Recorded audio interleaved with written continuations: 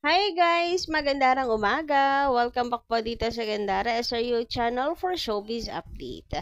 Andito na naman nga po akong muli nagbabalik. Ang nagmamaganda ninyong kachismosang Kim Pao, wala na pong iba si Gandara upang maghatid sa inyo ng latest update and fresh happenings patungkol kina Kim Chiu and Paula Avellino. And para nga po guys sa umagang ito, ang pag-uusapan natin ay may kinalaman nga dito sa aminadong Paulo Avellino na in love ngayon. So, ano pa bang ibig sabihin niyan, di ba? So, ayun, sobrang nakakakilig na update para sa umagang to, para napakagandang balita ang bubungad sa inyo this morning. Ayan, ngayong April, sikapin natin na good vibes only tayo. Sisikapin ha! Sana kayanin natin. Marami naman pong mga paayuda and hoping po na lumobo pa ang kita ng Kim Pao ngayong April na to. So, ilang araw pa naman. Anyway, baka po may bagong sampalang dito sa ating channel. Welcome sa Gandara SRU sa munti naming pamilya para sa mga Kim Pao fans update. Ayan. Pakiclick lang po tayo na subscribe button at notification bell para mag-i-updated din kayo at ma-notify tuwing may bago po akong chika at balita hinggil sa Kim Pao. Basta po mga balita na may kinalaman kay Kim Chiu and Paula Avellino, sagot na po natin yan. And unahin natin this morning ang tungkol dito sa Love Team of the Year ngayong 2025. So, nakita ko lang po ito sa X. Ayan, pinag-uusapan to ng ilan nating ka-Kim Pao fans. I'm not sure kung ano yung nasa taas. Fourth ba yun? Medyo malabo kasi fourth. VP Choice Awards, Love Team of the Year. Top 3 as of March 29, 2025, 3 p.m. Ayan. So, ang top 3 nga na tinutukoy dito ay ang Kim Pao. Ayan. Okay, number 1 daw po ang JM Fiang, number 2 ang Charlotte, at number 3 ang Kim Pao. Download the BP Choice Award app and vote for your favorite. Ayan daw po para makaboto. So, nakita ko lang po yan sa X. Sabi po dito, ng post ng VP Choice. Ayan, verified account naman. Hashtag 6 pala yun. VP Choice Award. Top 3 voting. Update from Choice Choicely App. Ayan, JMP ang Jarlet at Kim Pao. Samantala ba naman ang comment po na tayo ngayon. Sabi dito ng ating mga commenters na si Madam Linlin Escopete and Rocco Benny. Ayan, shoutout sa inyong dalawa. Magandang umaga ang sabi nila rito. Get well soon, Pao. Kim is always in your side. Get well soon, Pao. Kim, huwag mong pabayaan si Pao. Ito pa, sabi pa dito ng mga commenters natin na si Madam Matilde Wong and Vivian Karaig. Get well soon, Pa. We love you and I love you too, Kimi. Yes, nasa tabi mo lang si Kimi. Get well soon, Pa. Andyan si Kim sa tabi mo. Gagaling ka na. Huy, grabihan.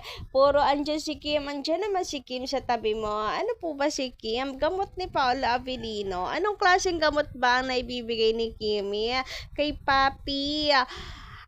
Kispirin o ano ang tawag doon sa yakap? Yakapsul?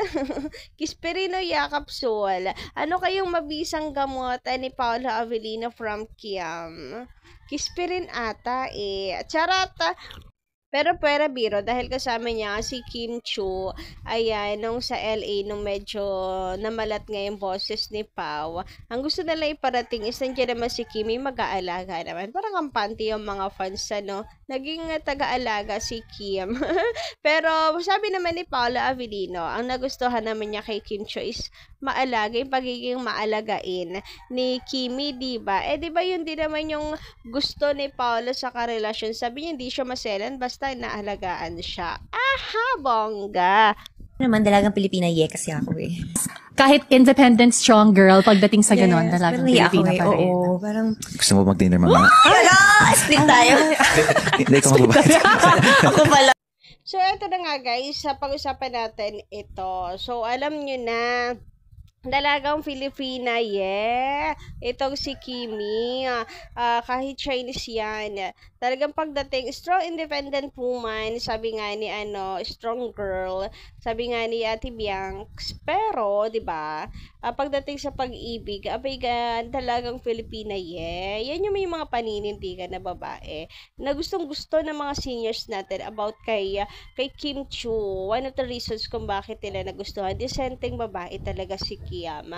Pabebe pagdating sa love, yes, hindi siya nakakahiya, to be honest, dahil yun naman talaga ang kultura ng mga Pilipino, dapat dalagang Pilipina, 'di ba? Kahit pa naman sabihin natin na nagbago na yung panahon, iba na, 2025 na, new generation na. Pero iba pa rin yung nape-preserve pa rin yung kultura natin, na meron pa rin ganun talaga. And super nakakaano yun sa mga boys, nakaka-attract yung mga ganoon. Kaya nga 'di ba, ang daming may crush kay Kim Chu and laging sinasabi, nalala ko yung video ni EA na girlfriend material si Kim Chu. And kita niyo naman kung sino yung girlfriend ngayon na EA, di ba? Same with Kimi na conservative na dalagang Pilipina, yeah. 'Di ba? Si Shaira. So nakakahanga yung mga ganoon. So isa lang ibig sabihin niyan, may mga ganong lalaki talaga. And mas gusto nila yung mga ganyang type. Girlfriend material, jowa balls, dahil white material din si Kim Chu at the same time kasi nga strong independent woman, tapos maalaga pa. Hay, wala na ibang hahanapin pa na kay Kim Chu na lahat. Napaka-talented pa, 'di ba? Anyway, about doon naman tayo focus sa sinabi ni Paolo Avellino. Tara, date tayo. Oh, si Paolo na yung nag-insist. Siya na yung nagyaya.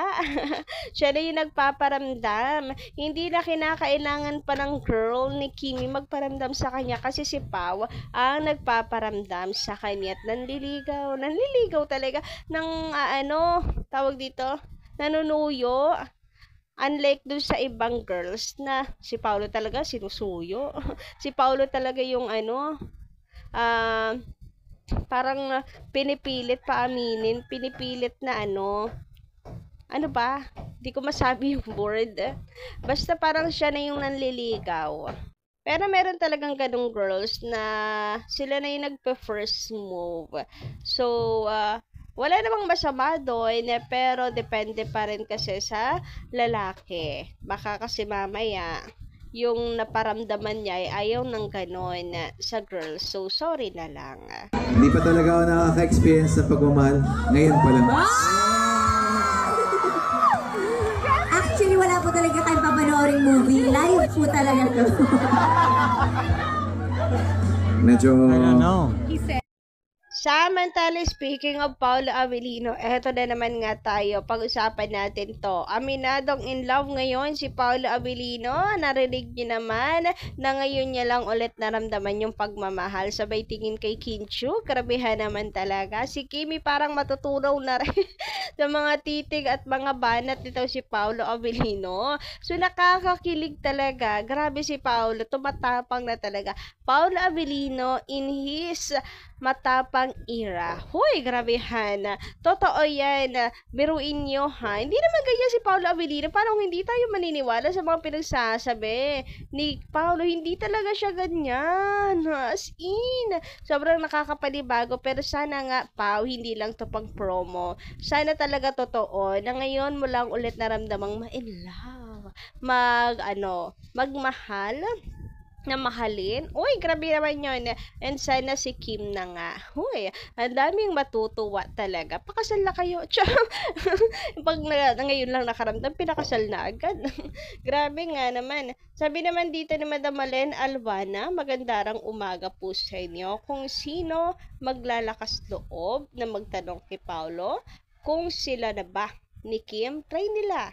I think si MJ lang ang may lakas ng loob magtanong niyan.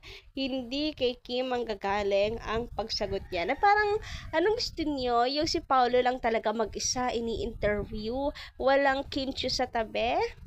para umamin ng diretso. Grabe naman talaga sa pilitan na to, oh. Pero pag nandiyan si Kimi, kasi si Kim usually sumasagot nga. And si Pao Tameme, inahayaan niya si Kim magsagot. And o di kaya naman, pag si Pao ulit tinatanong, tas magkasama sila ni Kim, nagtitinginan muna sila, parang nag-uusap sa hangin, parang ganyan. Binabasa ang mga sagot sa kanilang mga mata. Meron silang connection na ganun eh. Magkatininginan lang, alam na ang ibig sabihin at gusto sabihin ng isa't isa. So, ganun sila yung setup. So, ngayon, mag-isa na lang si Paolo. Ay, sapilitan na talaga to. Charot lang. Pero ito nga, sabi pa dito, kaya maybe ang sagot ni Pao kasi si Kim ang inaantay niya kung ready na sa new chapter ng journey ng relationship nila. Na nire-ready na ni Paolo ang sarili niya kasi kinikilala na niya ang people close to Kim. Hayagan na nga kasi pumayag na siya magpakita on cam. Payagan na din niya ang kapatid na magsalita on cam sa ibang interviews. Let us give them the privacy na gusto nila. Let us support them both without pressure. So, ayun na, sana dumating nga yung araw na yon. Pero wag nga muna sa ngayon dahil mape-pressure lang lalo ang Kim Pao. Baka lalong feeling nila masakal sila at hindi na umamin. Lalong hindi umamin. So, ayun nga, hayaan natin. Darating siguro yung araw din na yan. Sana dumating. Anyway, hanggang dito lang muna ating update. Thank you so much sa inyong pakikinig. And don't forget to click the subscribe button and notification bell for more updates. Maraming salamat.